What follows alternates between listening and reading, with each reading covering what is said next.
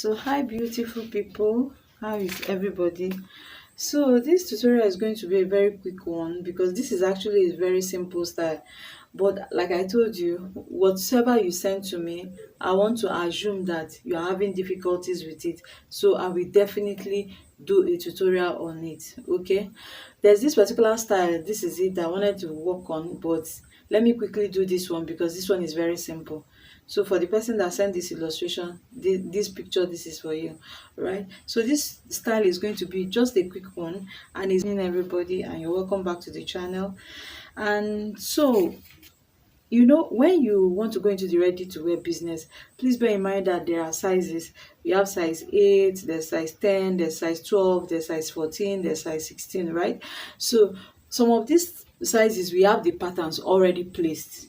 Okay, had it been his daytime, it's already late now. I would have brought out my pack for you to see all the sizes. We have the pattern both for shirt, trouser, gown. The patterns are there. So when you want to make a particular style, I don't have to start drafting bust divided by 4. It's already there. So all I need to do is go and bring that pattern and place it. But for the benefit of those people that are joining my channel for the first time, okay, so for all of you already in my membership, thank you for joining. Hold on, you'll be the one that will get tired of my teachings, okay? So, and I'm preparing for you people. So now I have prepared for you people, and I hope you sit back and you enjoy your ride. So now this particular style is a bubu gown, right? But this bubu gown has just one sleeve side, okay? And one side is bubu and one side is looking like normal straight gown. Okay, so now this is my pattern, right? My fabric is folded into two. Now this particular one, I want the down part of this gown to be very free. Okay, so if you want it not to be free, but I will prefer make it to be freer. So the person that sent this picture wants this particular place to be free, but with whatever I'm going to be cutting now, you can as well know how to make it if you want one side to be just straight. Okay, so now this is my fabric on fold because I'll be using the whole down. Okay, I'll be using the whole down part. So this is my fabric on fold. Now what determines the length of this sleeve, the shoulder, is how wide you want your sleeve to fall by the bubu side. Okay, so I'm using 3 yards for this tutorial. I'm using 3 yards for this particular tutorial, for this style. This is my fabric now, and I'm using 3 yards. This is going to be the front. The front is 1.5 yards, while the back is going to be, this is going to be the front. The front is 1.5 yards, and the back is going to be 1.5 yards. Front 1.5 yards, back 1.5 yards, and my length is by 60. Now when you want to make this particular style, use chiffon crepe. Chiffon crepe, in fact basically every material, but not a thick material. Don't use a thick material, don't use mikado, so that it will fall properly. Okay, so now, and I'm going to be working with my pattern. This is my pattern that is already cut out, and you know how we cut this pattern. Our shoulder 3 by 3 inches. Okay, our shoulder length is going to be 16 inches, divided by 2 is 8 inches. We came down for our armhole, then bust divided by 4 plus 2 inches allowance, waist divided by 4 plus 2 inches allowance, hips divided by 4 plus 2 inches allowance. Our full length is 60. That is all. Now if it depends on how full I want my fabric to be, but I'm using 3 yards for this particular style. So front pattern is 1.5 and back pattern is 1.5. So this is my front pattern, which is 1.5. I have put it on fold. Okay, I put it on fold. Now whatever I'm doing now, watch properly so that you can understand. This is my front that I put on fold. You can notch and use chalk to line it so that this center will, if I'm the one cutting it, I won't cut on pattern. In fact, this fabric, this stylers, just watch what I'm doing, go and cut directly on your fabric. You don't need pattern paper, but I'm using this to explain to you, so when you are transferring to your fabric, you understand. So you see the front pattern folded into 2, right? I'm going to be opening it up. I take this my pattern, I place it this way. Can you see? This is my full length, 60 inches, I place it this way, right? Now, okay, if you watch, okay, you will see that that neckline started from somewhere around here and curved to this part, right?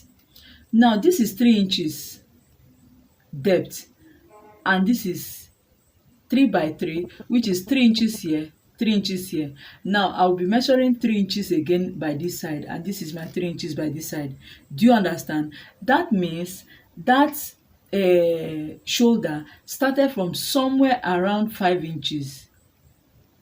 Okay, it started from somewhere around 5 inches. So you use your free hand and it came underneath the armhole. Okay, so you keep curving it, you keep curving it, you keep curving it till you get your armhole, right? Now you are going, because I want it to be very free, okay? Or you can even start from your neckline, area here, but I want to give a little bit of gap, however you want your own design to be. I'm giving a little bit of gap, and then I came to my under of my armhole. So I'm going to be bringing out my hand by like 2 inches, depending on how, because here is going to have a little bit of a elastic. Okay, so you bring out your hand a little, maybe like 2 inches. Okay, so this is what I have, and then I follow this line. Okay, this is my waistline. On getting to my waistline, I want to bring out my hand this way. Okay, I want to bring out my hand this way, anyhow you want it. Okay, I want to bring out my hand this way. Can you see? Okay, so this is going to go like this. Okay, now remember that this particular side, don't forget to always slant your shoulder. Some people used to say it's a bubu guy, it does not need to be slanted. That's not true. Always learn to start your shoulder by 1 inch, or I'm sorry, 1.5 inch or 2 inches, right? So I'm going to be going this way. Can you see? Okay, so this is, that's why I say this style is not going to take time. Can you see? So this area now, as I am piping this, adding facing, or maybe you are using bias to turn the neck, when you get to this area, you will make a casing for your elastic, right? So I will be cutting out this my pattern.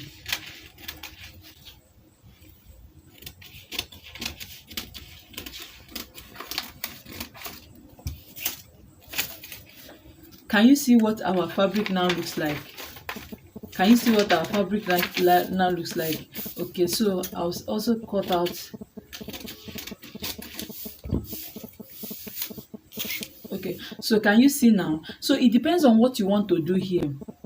It depends on you whether you want to have pleats, small gathering around here. Just use needle after you have joined. This is the front, and you also cut the back this way, exactly the same thing. Now you can as well just decide to attach rope. You now cut a long strip of rope and attach rope to this place and let it go and tie over your hand, okay, for this particular style. Or you want to leave this all this place open, so you are going to join the front and back around here. Okay, join the front and back this way too, right? So you will stitch a little bit down to the cap size length, okay, and you leave this place to drop open. That is this style. Or you want to cover it like a normal bubu gown, and then you want to put gathering, so you join the front and the back this way, okay, and you use needle to stitch inside and pull it. So when you stitch inside and you pull, you will have something like this. Okay, when you stitch inside and you pull, you will have something like this. Can you see? The stitches will be the gathering, the ruffle will be around here. Okay, and at the end of the day, do not forget to come up by like 1 inch or 2 inches, and you curve out your fabric. Always curve out. It gives a little bit of beauty to whatever you are doing. So can you see? This is basically all. You pipe this place if you want this place to be open. Remember that we added 2 inches extra to your body measurement.